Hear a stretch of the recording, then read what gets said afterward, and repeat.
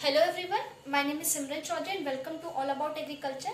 आज हम जो टॉपिक करने वाले हैं वो है एमएससी इन एग्रीकल्चर। बहुत सारे स्टूडेंट्स जो होते हैं वो कंफ्यूज होते हैं कि एमएससी एग्रीकल्चर में करे कि नहीं करे, आगे इसमें स्कोप है कि नहीं है, इसका सिलेबस कैसे है, एग्जाम कैसे होते हैं और कैसे इसमें एडमिशंस ले, क्या इसकी फी होगी, किस टाइप से होगा। तो आई होप इस वीडियो के थ्रू मैं आपके सारे डाउट क्लियर कर सकूँ। तो स्टार्ट करते हैं। सबसे पहले एमएससी इन एग्रीकल्चर ये एक मास्टर डिग्री है। इसके बाद आप एक प्रोफेशनल डिग्री कह सकते हैं आप, वो है। इसके बाद आप चाहे तो पीएचडी इन एग्रीकल्चर भी कर सकते हैं रिसर्च की लाइन में जाने के लिए। इस कोर्स का जो पीरियड है वो 2 इयर्स होता है, जिसके अंदर 4 सेमेस्टर्स आते हैं। इसकी क्राइटेरिया की बात करें तो इसमें स्टूडेंट जो है वो बीएससी एग्रीकल्चर या फिर बीएससी हॉर्टिकल्चर, फॉरेस्ट्री या बायोटेक, बीएससी और बीटेक, बायोटेक होना चाहिए। इनमें से हम चारों में से अगर आपने कुछ भी किया है तो आप एलिजिबल हो जाते हैं एमएससी एग्रीकल्चर करने के लिए। अब एडमिशन की बात करते हैं तो एडमिशन जो है इसमें वो 2 टाइप से होता है। एक तो होता है एंट्रेंस के थ्रू, उसमें कुछ ऑल इंडिया लेवल है, कुछ स्टेट लेवल है और कुछ पर्टिकुलर यूनिवर्सिटीज के ही हैं, जैसे कि बीएचयू हो गया। और कुछ जो है वो डायरेक्ट, कुछ कॉलेज और कुछ यूनिवर्सिटीज जो होती हैं वो डायरेक्ट एडमिशन ले लेती हैं आपके बीएससी डिग्री के परसेंटेज के हिसाब से देख के। ठीक है, तो सबसे पहले एंट्रेंस एग्जाम। तो एक होता है स्टेट लेवल जिसको हम पीजी कहते हैं, जैसे कि अगर राजस्थान में बोले तो जेड पीजी होता है। इस टाइप से पर्टिकुलर स्टेट के एमएससी के अलग अलग एग्जाम्स होते हैं। फिर आपका जीआरएफ, जूनियर रिसर्च फेलोशिप, ये भी बहुत अच्छा, मतलब अगर आप एमएससी सोच रहे हैं तो you must go with GRF. इसमें आपको मतलब गवर्नमेंट खुद स्कॉलरशिप देती है कि आप एमएससी करिए, हम आपको स्कॉलरशिप देंगे, हम आपको पैसे देंगे, आप एग्री करिए, मतलब इस टाइप से है ये चीज। तो इस पे आपको जरूर ध्यान देना चाहिए। फिर आईसीआर, ये भी कंडक्ट कराता है एग्जाम। आईसीआर यूजी नहीं, पीजी। अगर आप सर्च करेंगे तो you should search ICR PG.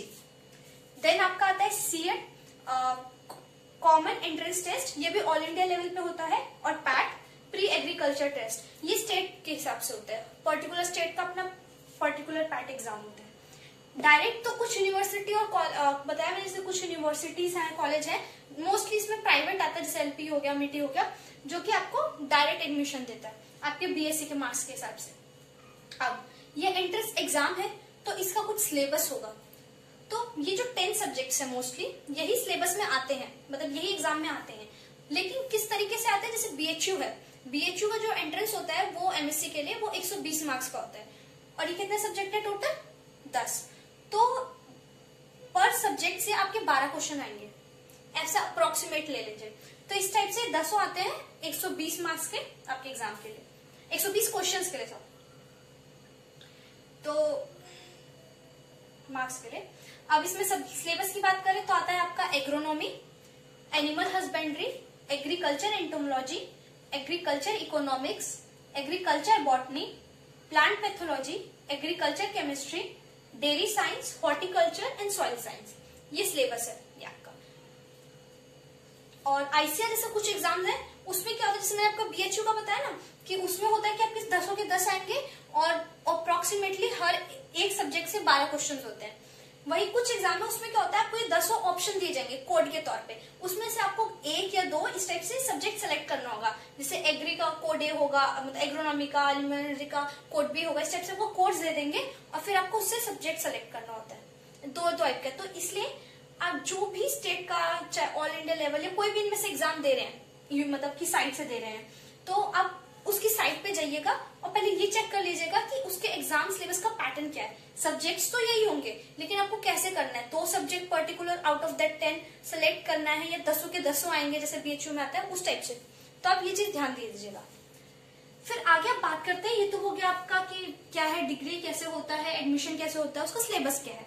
अब हम बात करते हैं इसको करने के बाद हमारी जॉब्स क्या क्या लग सकती है। तो एक तो सबसे होता है, ये सबसे कॉमन, कि आप एमएससी करिए, उसके बाद आप पीएचडी करिए, उसके बाद आप रिसर्च लाइन पे जाइए।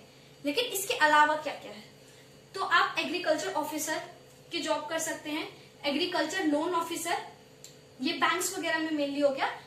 जैसे कि मैंने आपको बताया था ना बीएससी वाले सेशन में भी कि आप जैसे एईओ है, एएफओ है, तो उस टाइप के में भी आप इसमें ट्राई कर सकते हैं। और इसमें क्या होता है, आफ्टर एमएससी, अब आप बोलोगे वो तो हम बीएससी करके भी कर सकते हैं, एमएससी करके क्या फायदा, तो आफ्टर एमएससी आपको कुछ परसेंटेज जो है वो आपको ज्यादा प्रायोरिटी मिलेगी, आपकी पोस्ट लेवल पे भी आपको ज्यादा प्रायोरिटी मिलेगी as compare to that BSc level. तो आप एग्रीकल्चर लोन ऑफिसर देख सकते हैं, एग्रीकल्चर एग्जीक्यूटिव, ये तो प्राइवेट गवर्नमेंट दोनों सेक्टर्स में, चाहे लिमिटेड हो, प्राइवेट हो, गवर्नमेंट हो, उन सब में एग्रीकल्चर एग्जीक्यूटिव के पोस्ट काफी ज्यादा निकलती है। प्रोडक्शन मैनेजर हो गया, ऑपरेशन मैनेजर या रिसर्च ऑफिसर। रिसर्च ऑफिसर में आपको क्या कहते हैं, फॉरेस्ट रिसर्च ऑफिसर भी हो सकता है आपका, या फिर जैसे ऑर्चर्ड वगैरह होती है, फील्ड्स हो गया, उन सब का होता है। अलग अलग इसमें भी आपकी पोस्ट होंगी, अलग अलग आपके कोर्स, आपके आगे आपने कौन सा पर्टिकुलर सब्जेक्ट सेलेक्ट किया है उसके हिसाब से। Quality assurance officer, cotton, jute, coffee companies, आजकल ये भी काफी ज्यादा अपग्रोइंग मार्केट है। कॉफी हो गया, कॉटन हो गया, टोबैको हो गया, जूट हो गया, इस पे भी काफी ज्यादा मतलब स्कीम्स निकलती है गवर्नमेंट की, और काफी ज्यादा इसमें आपका वैकेंसीज निकलती है इन कंपनीज में। फर्टिलाइजर मैन्युफैक्चर, एफएमसीजीज कंपनी हो गई, जैसे मोन्स्टासो हो गया, farmer management, dairy management, poultry management, इसमें तो आप किसी के अंडर भी काम कर सकते हैं, किसी गवर्नमेंट फर्म में या फिर प्राइवेट सेक्टर में। लेकिन इसके अलावा अगर आपको इन दोनों मतलब किसी के अंडर काम नहीं करना है, तो आप अपना इंटरप्रेन्योरशिप करके इन तीनों में भी कर सकते हैं, क्योंकि अभी गवर्नमेंट जो है वो इन 3 सेक्टर पे बहुत ज्यादा ध्यान दे रही है, बहुत ही ज्यादा, काफी ज्यादा। मतलब गवर्नमेंट आपको लोन दे रही है, आपको अलग अलग स्कीम्स दे रही है, अब लोन भी काफी कम इंटरेस्ट रेट के साथ इंटरप्रेन्योरशिप करने के लिए, स्पेशली डेयरी और फार्मिंग, पोल्ट्री, इन तीनों पे, जैसे मशरूम फार्मिंग हो गया, इन सब चीजों में। तो आप अगर इंटरप्रेन्योरशिप की तरफ ध्यान दे रहे हैं तो इस पे जरूर दीजिएगा। फिर आप लेक्चरर बन सकते हैं, इसकी भी अच्छा खासा स्केल है, पेइंग स्केल है। फिर आपका ब्रीडिंग असिस्टेंट, एग्रीकल्चर ट्रेनर, आप किसी को ट्रेन कर सकते हैं as a trainer. Agriculture data economist, इसके लिए आपको थोड़ा स्टैटिक्स, कंप्यूटर, इन सब की चीजों का भी अलग से होना चाहिए। तो आपके एग्रीकल्चर जो अभी पूरा 4 साल का बीएससी एग्रीकल्चर करने वाले हैं, उसमें इन सब से थोड़ा थोड़ा इंट्रो तो आपको कराई जाता है। जैसे 10 सब्जेक्ट जो आने वाले हैं, ये सब आपने अपने 4 साल के कोर्स में पढ़ा ही है। तो आप अपने कोर्स जो पढ़ रहे हैं उसको एकदम ध्यान से पढ़िए, मतलब वो 10-12 वाला रट्टू तोता वाला नहीं, एकदम डिटेल में आप पढ़िए, कोई दिक्कत नहीं, कम भी आ रहे हैं आपके मार्क्स, लेकिन आपको नॉलेज होना चाहिए। मार्क्स पे अभी ध्यान मत दीजिए, क्योंकि अगर वो नॉलेज हो गया आपकी अलग अलग बुक से थोड़ा बहुत काफी कुछ, तो फिर आपको इन सब में ज्यादा मेहनत करने की जरूरत नहीं है कि 4 साल बाद जब हम एमएससी का एग्जाम दे रहे हैं तो हम इन सब पे ज्यादा फोकस करें, कहाँ से पढ़े, क्या से पढ़े। उसके बजाय अगर आप अभी बीएससी में हैं, तभी आप इन सबको अच्छे से पढ़े।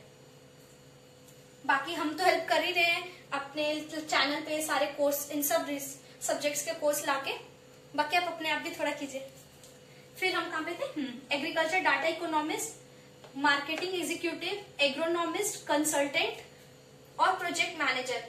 जो कंपनीज एग्रीकल्चर से रिलेटेड होती हैं, जो भी फॉर्म, उसमें कंसल्टेंट की जॉब्स वैकेंसी हमेशा निकलती है, तो वो आपको देखना पड़ेगा।